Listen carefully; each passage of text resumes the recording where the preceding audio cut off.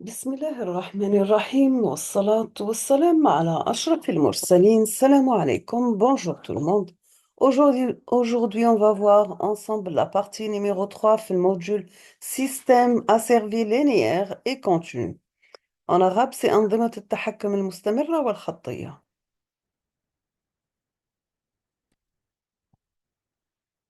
Chapitre numéro 3, on va voir l'analyse temporelle du régime transitoire des systèmes de base. Donc, c'est تحليل الاستجابة الانتقالية الزمنية للأنظمة القاعدية من الدرجة الأولى والثانية ولمحة عن الدرجة الأعلى والأنظمة المتأخرة.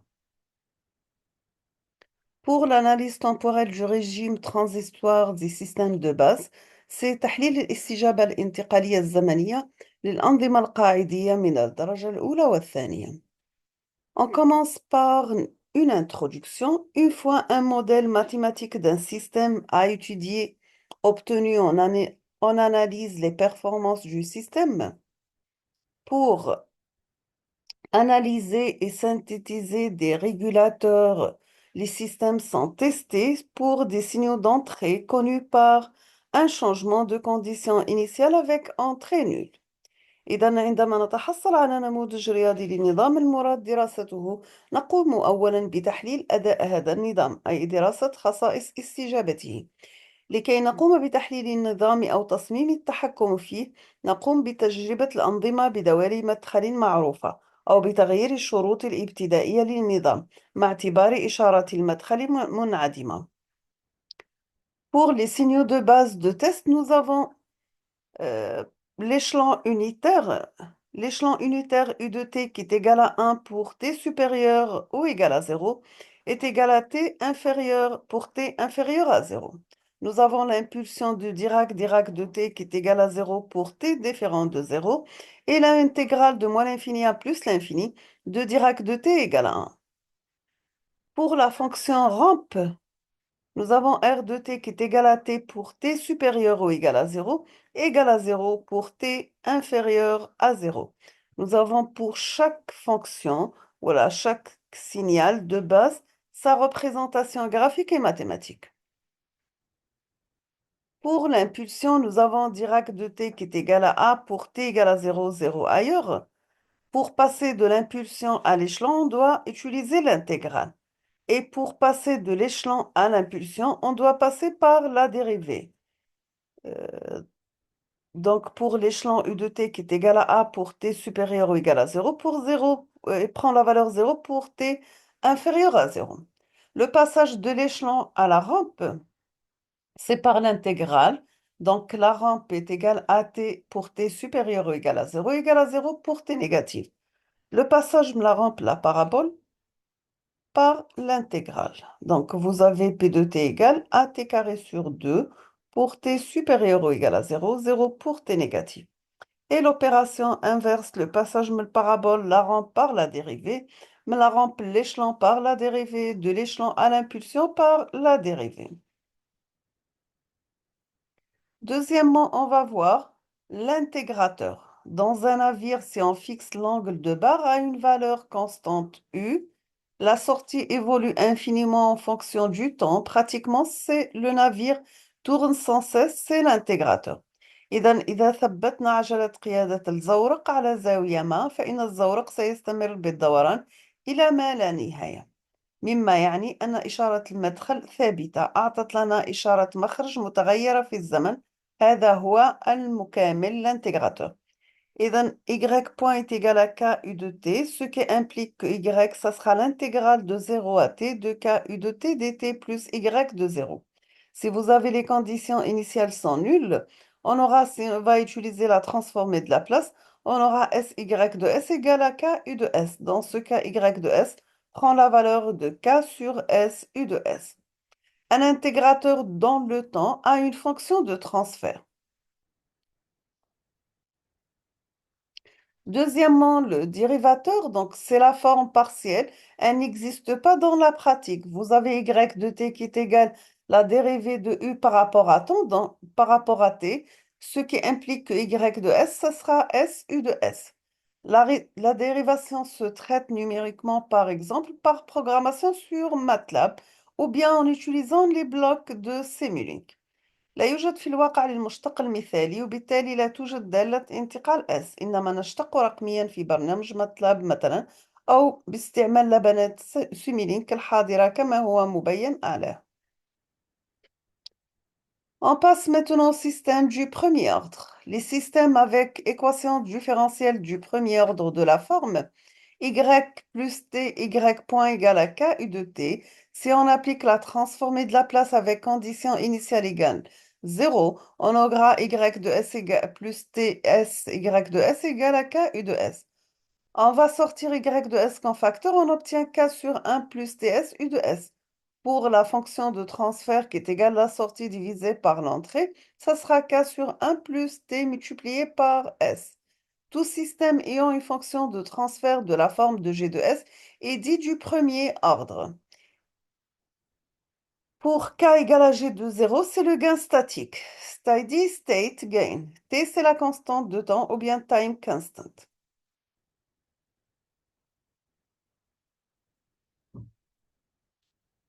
On passe maintenant toujours avec les systèmes du premier ordre, la réponse indicielle U de t échelon avec U de S égale à 1 sur S. Dans ce cas, on obtient Y de S égale à K sur 1 plus TS multiplié par 1 sur S.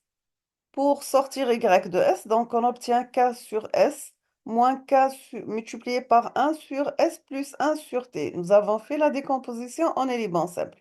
Si on applique la transformée de Laplace inverse, on aura Y de T égale K multiplié par 1 moins exponentielle moins T sur grand T. Bien sûr, avec les conditions initiales suivantes, Y de 0 égale à 0, Y de l'infini égale à 1. C'est le théorème de valeur finale pour S égale à 0. Nous avons une caractéristique principale. Si vous avez Y de t égale 0,632K, dans ce cas, Y de t prend la valeur 0,632 Y de l'infini. La constante de temps, c'est la valeur pour laquelle la sortie arrive à 60% de sa valeur finale. Dans ce cas, le système devient plus rapide quand t est plus petite. Pour la réponse indicielle U de t échelon avec U de S égale à 1 sur S. Dans ce cas, Y de t qui est égal à 1 multiplié par 1 moins exponentielle moins t sur grand T. On peut mesurer t d'une courbe de deux façons, soit à travers la tangente à l'origine et le point d'intersection à la valeur finale est t, ou bien on cherche la valeur à t de 62,2% de la valeur finale.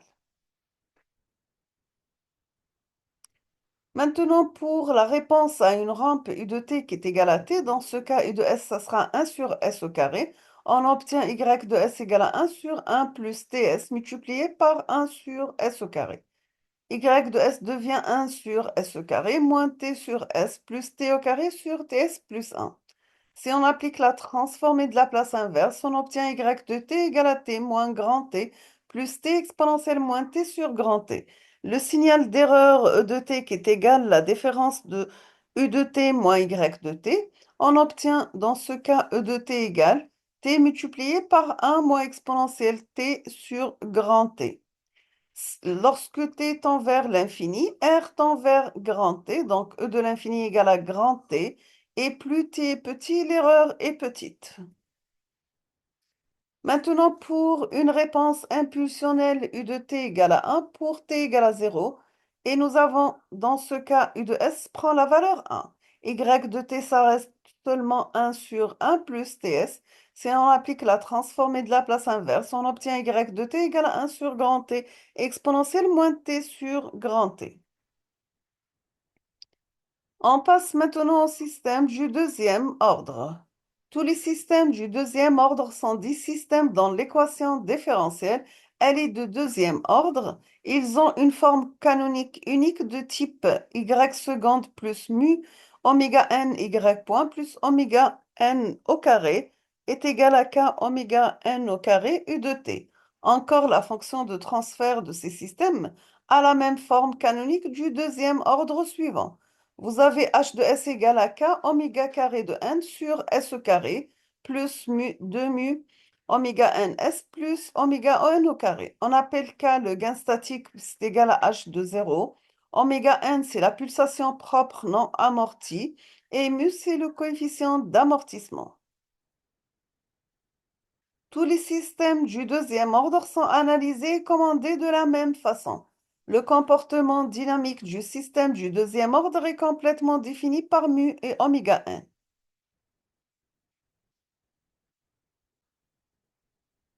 Les pôles de H de S sont S1, 2 égale à moins mu oméga n plus ou moins oméga n multiplié par la racine de mu carré moins 1. Pour oméga n constante, nous avons ces mu supérieur à 1.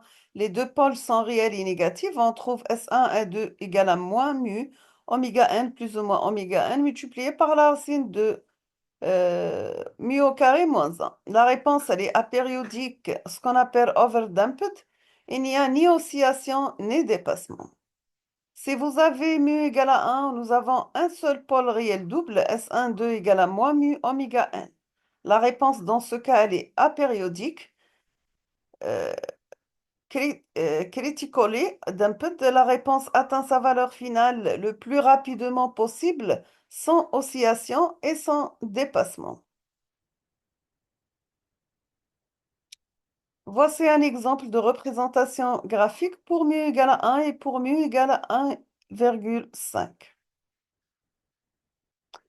Maintenant, si vous avez mu compris entre 0 et 1, nous avons deux pôles complexes conjugués. S1, 2 égale à moins mu oméga n plus ou moins g oméga n par la racine de mu carré moins 1. La réponse est sous-amortie, underdamped.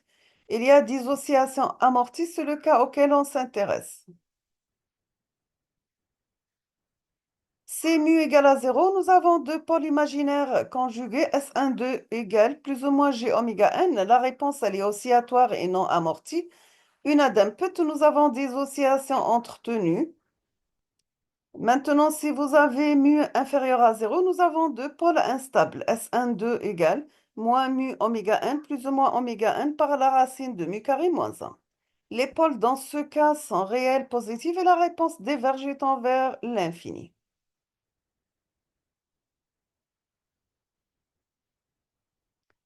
On va prendre un exemple. Si vous avez des systèmes masse, ressort, amortisseur, nous avons trouvé que l'équation y de s sur l'entrée u de s égale à 1 sur m s carré plus bs plus k sous forme canonique. Donc, on trouve h de s la forme k oméga n au carré sur s au carré plus 2 états oméga ns plus oméga n au carré. Si on calcule y de s sur f de s, on trouve est égal à 1 sur k multiplié par k sur m divisé par s au carré plus b sur m, s plus k sur m.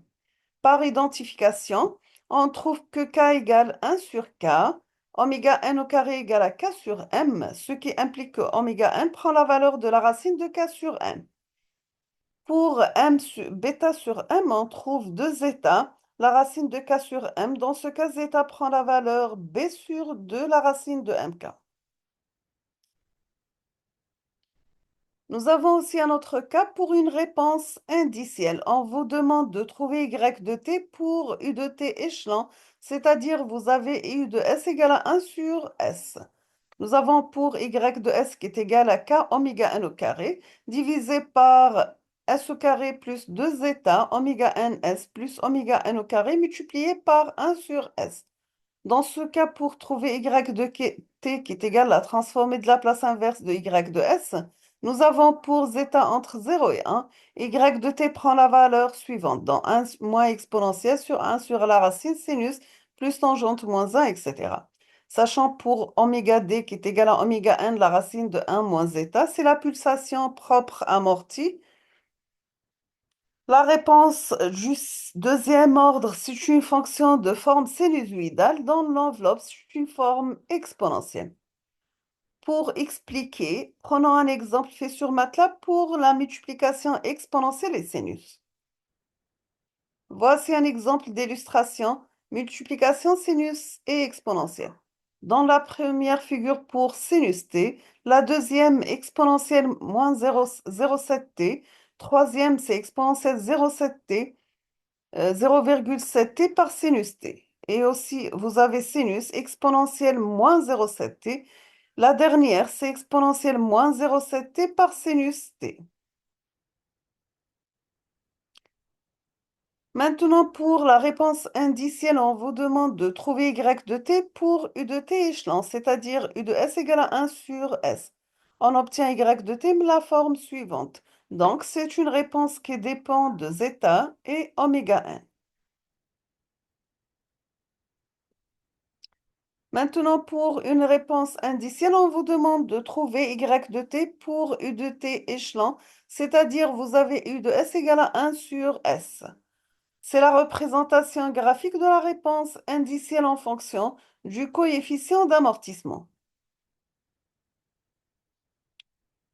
Aussi, on trouve les spécifications de la réponse indicielle d'un deuxième ordre,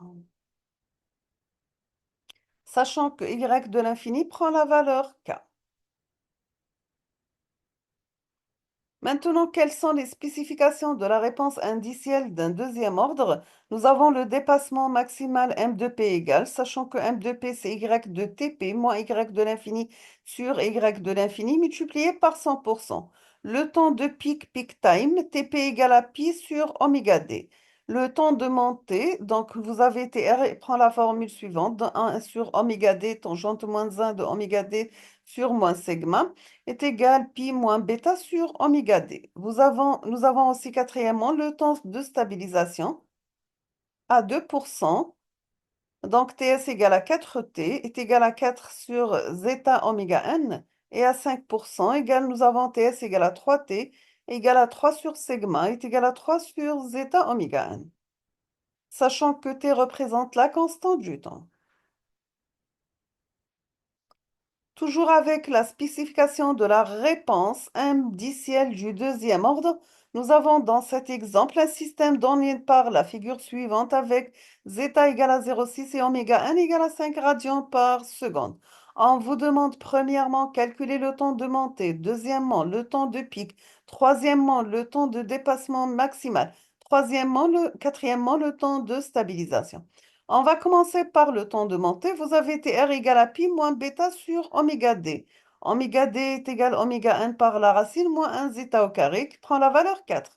On va calculer bêta maintenant. C'est tangente moins 1 de oméga d sur sigma.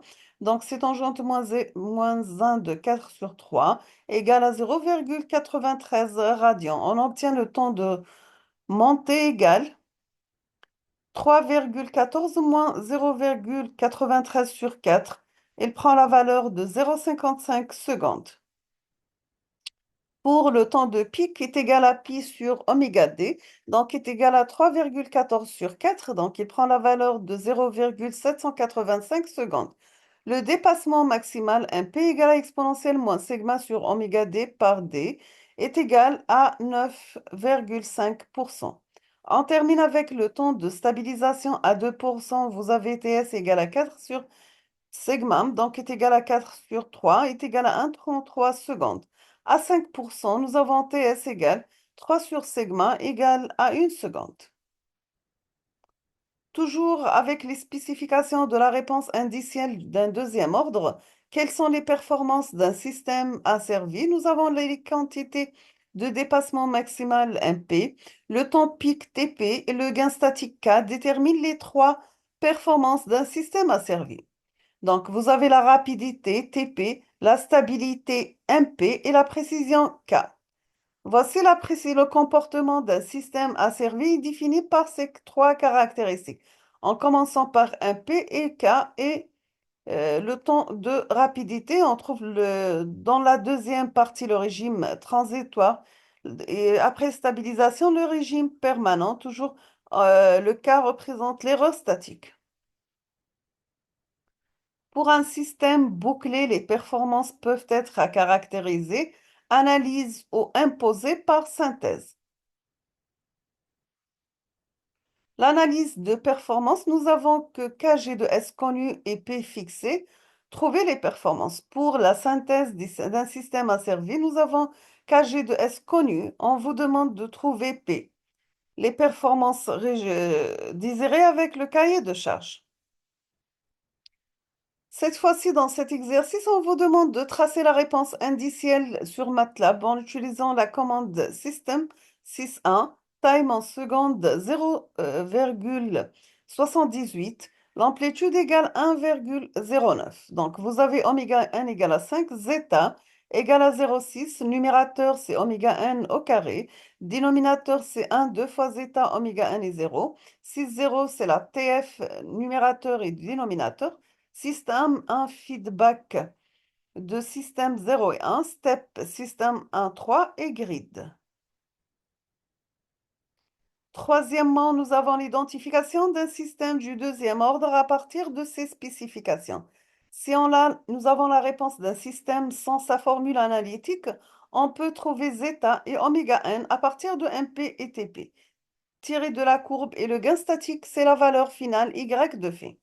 Si vous avez Y de l'infini, si vous avez MP et TP sont connus, nous avons MP égale zeta, ça sera la valeur absolue logarithme nébérien de MP sur la racine de P carré plus logarithme nébérien de MP au carré. TP égale à oméga sur oméga D, ce qui implique oméga n, ça sera pi sur TP par la racine 1 moins zeta au carré, et K prend la valeur de Y de l'infini. Dans ce cas, la fonction de transfert du système du deuxième ordre est trouvée sous sa forme canonique, h de s égale à k oméga n au carré sur s au carré plus 2 zeta oméga n s plus oméga n au carré. Voici un exemple.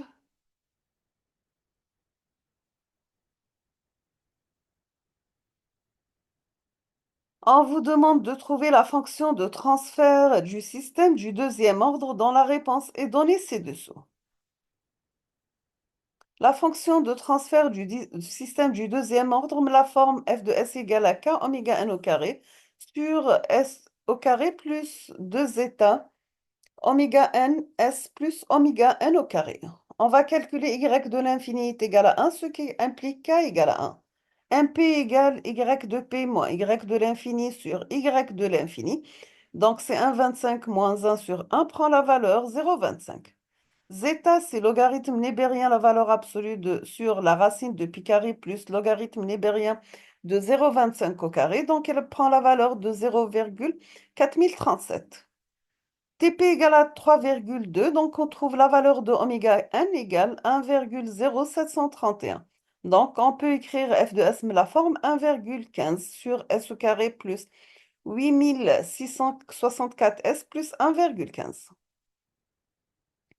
Voici un autre exemple. Dans cet exemple séquence, vous avez G égale à 1 kg mètre carré, B égale 1 newton euh, sur M sur radian sur seconde.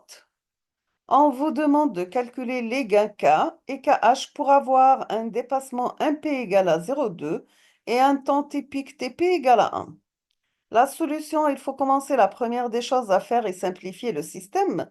Donc, vous obtenez la sortie C de S sur l'entrée R de S, mais la forme K sur GS au carré plus B plus K multiplié par KH par S plus K.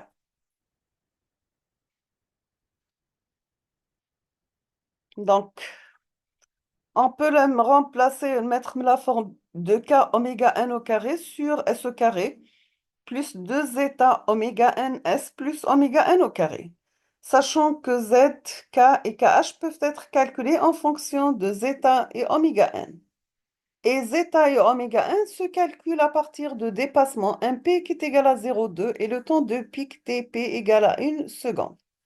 Nous avons MP égale à exponentielle moins zeta sur 1 sur la racine 1 moins zeta au carré, puis zeta, c'est logarithme nébérien en valeur absolue de 1p sur la racine de p carré, logarithme nébérien de 1p au carré. Donc, on trouve la valeur de zeta égale 0,4559.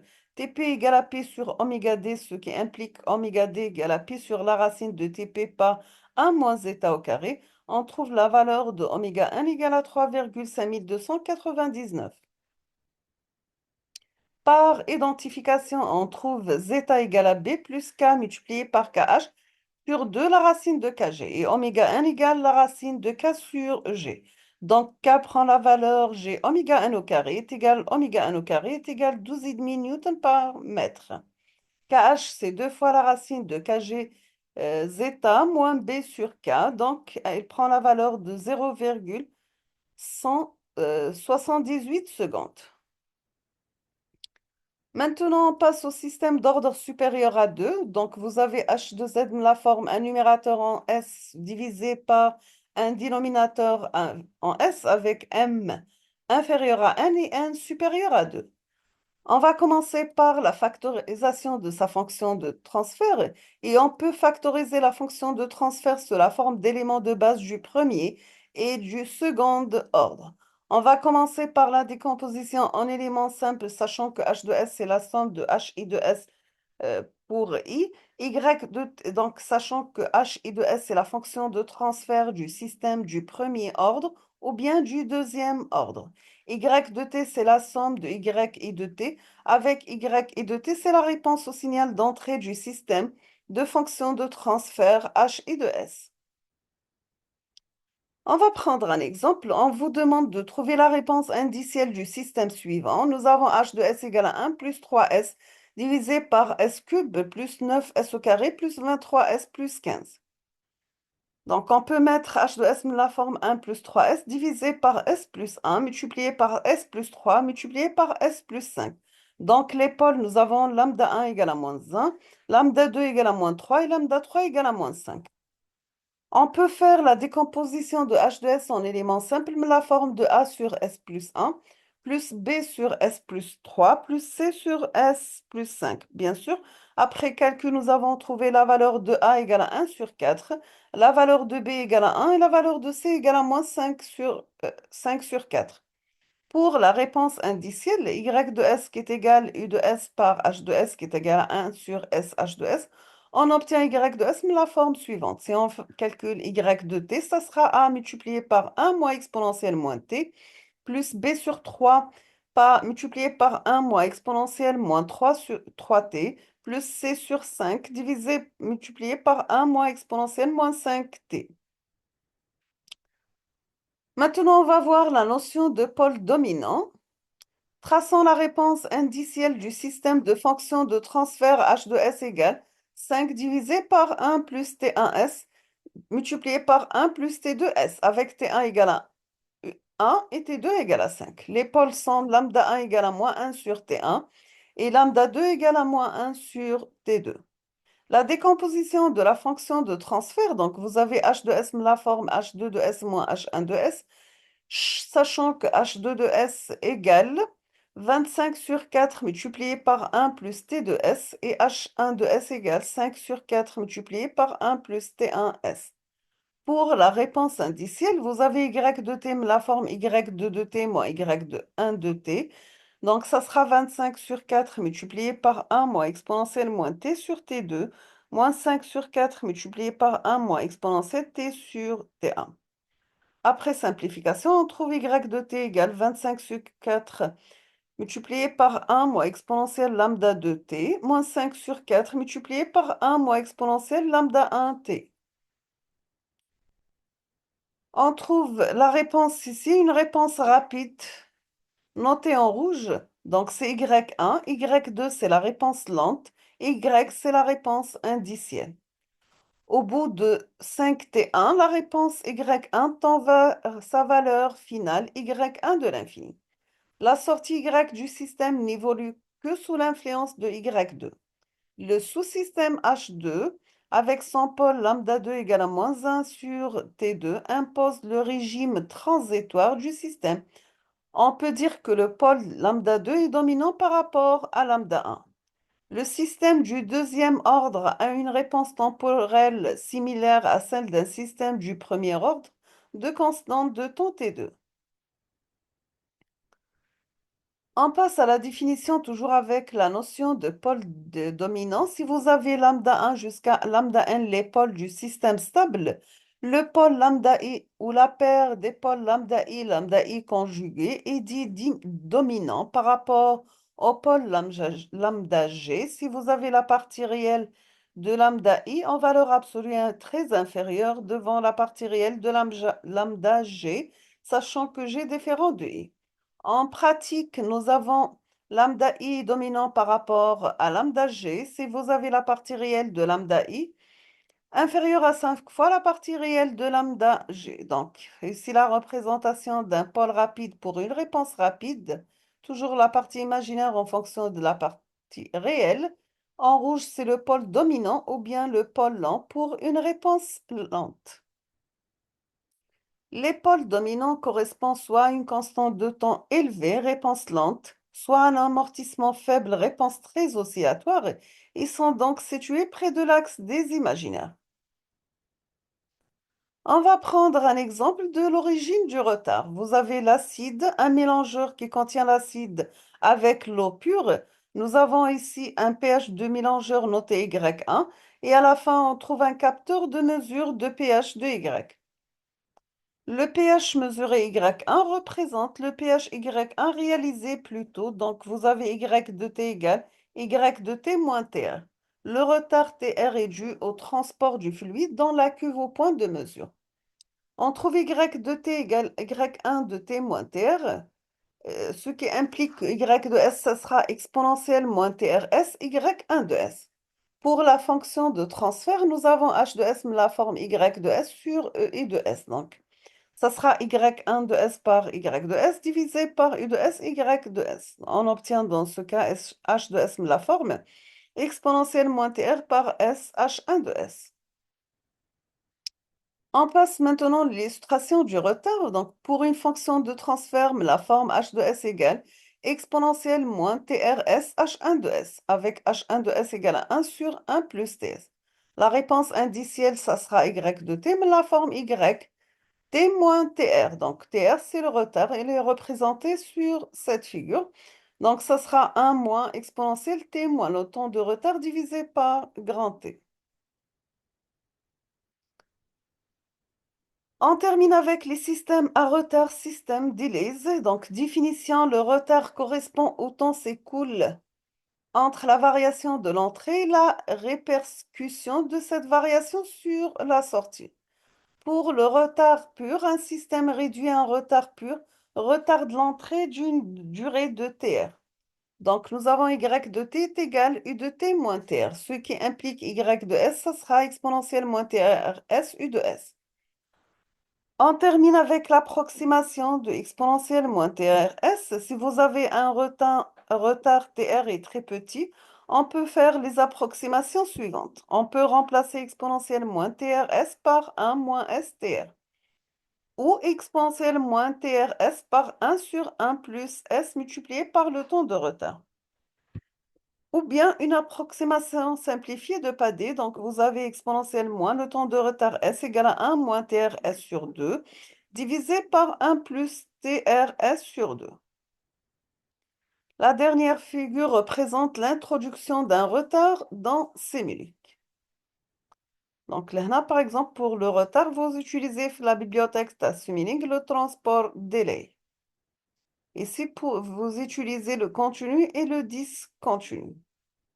Toujours la visualisation se fait à travers l'oscilloscope et de la sortie, bien sûr.